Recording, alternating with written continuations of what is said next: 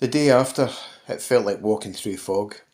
I was drained, and every part of me was heavy with the tiredness that sleep hadn't shifted. But there was no time to rest.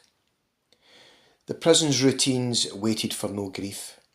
First came the incident report, and sitting at that computer, my mind replayed the night in painstaking detail. Each sentence I typed pulled the memory into sharper focus. Every word was a small reopening.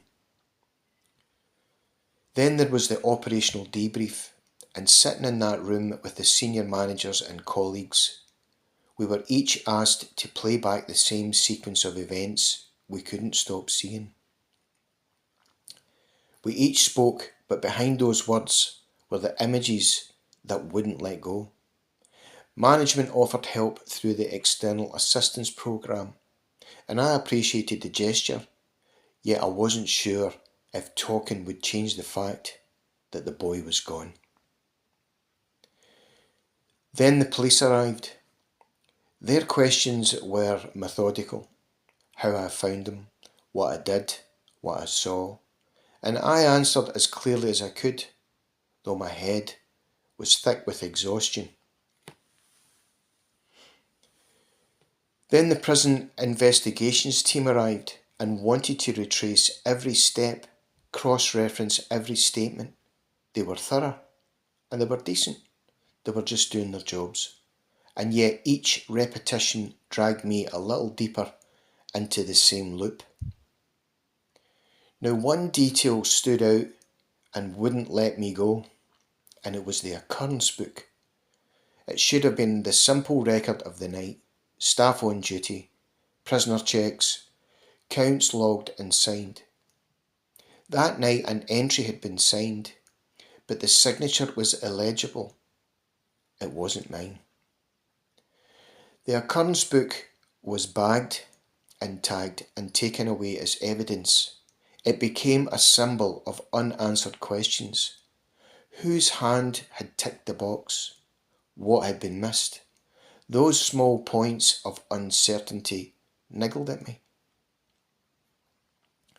I kept returning to the window hours between checks. He had been seen earlier that night, and now there was time for him to prepare. I remember the cell had been unnervingly neat. The things small and ordinary: a washed face, a bed made, pressed against me like evidence of a deliberate act.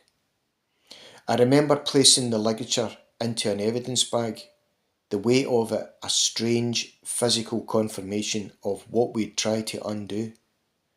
Now, we did everything we could at that moment. Procedures were followed.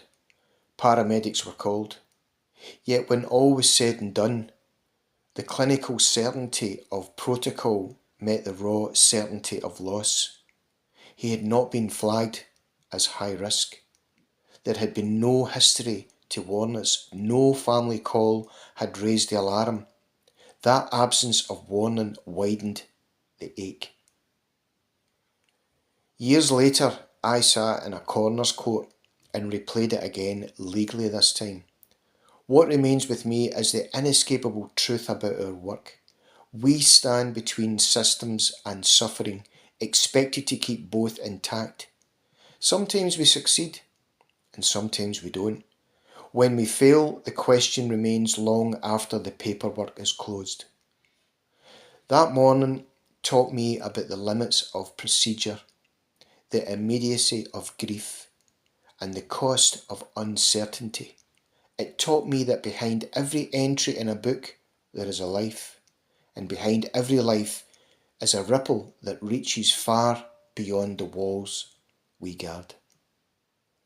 Thank you for listening, and please take care.